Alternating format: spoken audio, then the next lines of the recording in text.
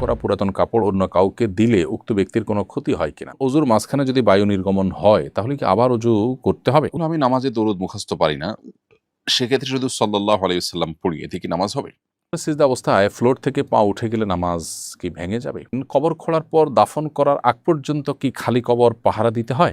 নামাজে মনোযোগ ধরে রাখার জন্য পরামর্শ কামনা করছি। আমি হস্তমৈথুন ছাড়তে পারছি না, টাচ ফোন ছেড়ে বাটন ফোন চালাচ্ছি, তবুও ছাড়তে পারছি না। মনে নারীদের ছবি ভেসে উঠে, আমাকে পরামর্শ উপদেশ দিন। আমি সালোয়ার কামিজের উপর হিজাব আর মোজা পরে নামাজ আদায় করি, নামাজের পোশাক হিসেবে এটা যথেষ্ট কি? চলুন তাহলে আর বিলম্ব না করে আমরা আমাদের প্রশ্ন উত্তরের পালায় প্রবেশ করি। সাকিব হোসেন, আপনি লিখেছেন অজুর মাঝখানে যদি বায়ু নির্গমন হয় তাহলে কি আবার অজু করতে হবে? উত্তর হলো ভাই সাকিব, যে অজুর মধ্যে যদি বায়ু নির্গমন হয় তাহলে অজু আপনাকে শুরু থেকে করতে হবে।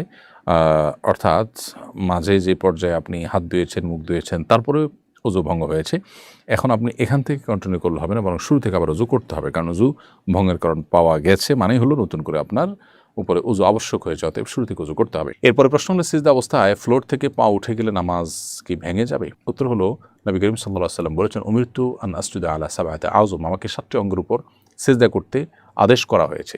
অতএব নাক, কপাল এবং 2 হাত, 2 হাঁটু এবং 2 পায়ের পাতা বা 2 পায়ের আঙ্গুল, এই 7টি অঙ্গকে ফ্লোরের সাথে মিশিয়ে সিজদা করতে হবে। এখন যদি কেউ এর মধ্যে কোনো একটি অঙ্গ ফ্লোরে টাচ না করেন তাহলে তার নামাজ হবে না।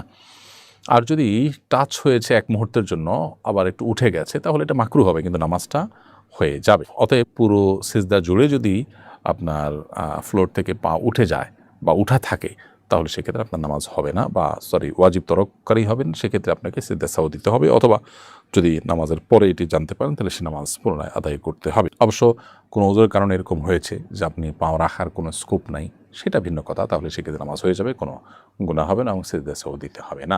এরপরে প্রশ্ন হলো, আমি নামাজে দরুদ মুখস্থ পারি না, সেক্ষেত্রে শুধু সাল্লাল্লাহু আলাইহি ওয়াসাল্লাম পড়ি, এতে কি নামাজ হবে?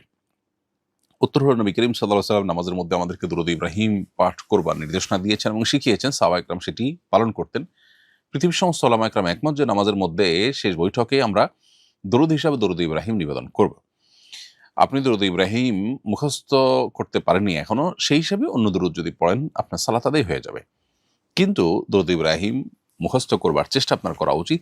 সারা জীবন আপনি শুধুমাত্র সাল্লাল্লাহু আলাইহি ওয়াসাল্লাম পড়ে বা অন্য দরুদ পড়ে যদি পার করে দেন, তাহলে সেক্ষেত্রে বিশাল গুরুত্বপূর্ণ একটি সুন্নাহ আপনার জীবন থেকে ছুটে গেল, যেটা নামাজের কোয়ালিটিকে অনেক নামিয়ে দিবে। সেজন্য দরুদ ইব্রাহিম মুখস্থ করার চেষ্টা আপনার হওয়া উচিত।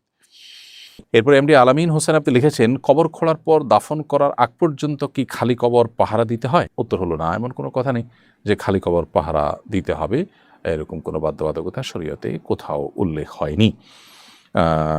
যদি পারিপার্শ্বিক কোনো কারণ থাকে যেটি আসলে পাহারা দেওয়ার জন্য আবশ্যক, সেটা ভিন্ন বিষয়, এছাড়া সাধারণ অবস্থাতে এটি কোনো আবশ্যক বিষয় নয়। এরপরে লিখেছেন আয়েশা ইসলাম, নামাজে মনোযোগ ধরে রাখার জন্য পরামর্শ কামনা করছি। বোন আয়েশা ইসলাম, নামাজে মনোযোগ ধরে রাখার জন্য অনেকগুলো উপায় আছে, তার মধ্যে একটা হলো নামাজের ডিউরেশন বা সময়ের সীমা বাড়িয়ে দেওয়া। আপনি যেই নামাজ পড়তে 2 মিনিট বা 3 মিনিট লাগছে আপনার, সেই নামাজ পড়তে আপনি ডাবল সময় 5 থেকে 6 মিনিট 7 মিনিট ব্যয় করুন। যে নামাজ পড়তে আপনার 10 মিনিট লাগছে, 4 রাকাত বিশিষ্ট নামাজ, সেটা পড়তে আপনি 15 মিনিট লাগানোর চেষ্টা করুন। ইনশাআল্লাহ দেখবেন নামাজের প্রতি মনোযোগ বাড়ছে। রুকুতে আপনি সচরাচর যে পরিমাণ সময় দেন তার চেয়ে বেশি সময় দেওয়ার চেষ্টা করেন। রুকু থেকে উঠে যে পরিমাণ অপেক্ষা করেন তার চেয়ে বেশি অপেক্ষা করেন। এভাবে আপনার নামাজের সময়সীমাকে বাড়িয়ে দিলে ইনশাআল্লাহ বিদিনিল্লাহ আপনার নামাজের প্রতি মনোযোগ বাড়বে। দ্বিতীয়ত, নামাজে যে দোয়া, জিকির এবং আল্লাহর কাছে যে সমস্ত নিবেদনগুলো আমরা পেশ করে থাকি, সেগুলোর বাংলা অর্থ যদি আমরা বুঝি এবং সেদিকে খেয়াল করার চেষ্টা করতে পারি, ইনশাআল্লাহ নামাজের মনোযোগ ধরে রাখা সহজ হবে। ফারহানা শারমিন বোন, আপনি লিখেছেন, আমি একজন গর্ভবতী, আমার বমি হয় আর অজু ভঙ্গের কারণ হচ্ছে মুখভর্তি বমি হয়। যদি আমার অজু অবস্থায় বমি হয়ে যায়, এই অবস্থা আমার করণীয় কি? আর যতবার বমি করব ততবারই কি অজু করতে হবে? উত্তর হলো যে মুখ ভরে যদি বমি হয় তাহলে সেক্ষেত্রে আপনার অজু ভঙ্গ হয়ে যাবে, আর যদি অল্প অল্প বমি হয় তাতে অজু ভঙ্গ হবে না। তো যদি এরকম হয় যে ঘন ঘন আপনার বমি হয়, প্রত্যেকবারই মুখ ভর্তি হয়েই বমি হয়, তাহলে আপনি বমি হওয়ার পরে অজু করে 4 রাকাত নামাজ, পুরো ওয়াক্তের মধ্যে 4 রাকাত নামাজ বা যেই কয়েক রাকাত আছে ওই ওয়াক্তের নামাজ, সেই কয়েক রাকাত নামাজ পড়ার মতো সময় যদি পান, তাহলে আপনার অজু করে আপনাকে নামাজ পড়তে হবে। আর যদি আল্লাহ মাফ করুক অনবরত এরকম বমি হতে থাকেই, সাধারণত পুরো একটা ওয়াক্তের সবটুকুন সময় এভাবে অনবরত বমি আসলে হয় না, হলে মানুষ বাঁচার কথা না বা স্বাভাবিক সুস্থ থাকার কথা না। এজন্য আপনার হালকা হালকা একটু বমি হলেও ফাঁক দিয়ে নামাজ পড়ে নেবেন।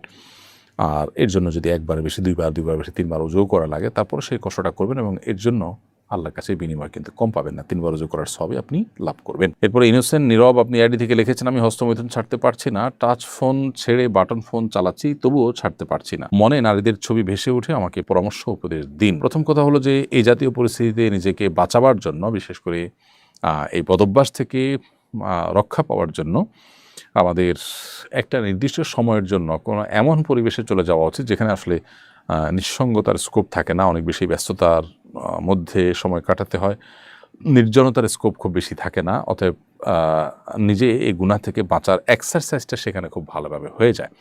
তো এরকম পরিবেশ বা এরকম পরিস্থিতিতে আপনি চেষ্টা করতে পারেন চলে যাওয়ার, তাহলে ইনশাআল্লাহ হয়তো আপনার এই গুনাহ থেকে বাঁচাটা সহজ হবে। এর বাইরে যদি অবিবাহিত হয়ে থাকেন তারা দ্রুততার সাথে বিয়ে করা ফেলা উচিত, ইনশাআল্লাহ বিদিল্লাহ সেটিও আপনাকে এই বদভ্যাস ছাড়তে সহায়ক ভূমিকা রাখবে। নাজিরা ফাল্গুনি আপনি লিখেছেন, আমি সালোয়ার কামিজের উপর হিজাব আর মোজা পরে নামাজ আদায় করি, নামাজের পোশাক হিসেবে এটা যথেষ্ট কিনা? উত্তর হলো, নামাজের সময় মেয়েদের হাত পা এবং মুখমণ্ডল ছাড়া, হাত পা বলতে হাতের কবজি, 2 হাতের কবজি এবং পায়ের পাতা, তলার অংশ এবং আপনার মুখমণ্ডল, এটুকু ছাড়া পুরো শরীর ঢাকতে হবে। এখন এটা ঢাকার জন্য আপনি যে কোনো পোশাক যেটা ঢাকতে পারবেন সেটি জায়েজ হবে। হতে পারে সেটা মেক্সি, হতে পারে বড় কোনো একটা ওড়না বা অন্য কোনো পোশাক। তো সাধারণত যে পোশাকে হাতের পায়ের গোছা কিংবা হাতের এ অংশ কিংবা কাঁধ, গলা, বুকের কোনো অংশ বা পেটের কোনো অংশ উন্মুক্ত থাকে, সেটা পরে নামাজ পড়লে নামাজ হবে না।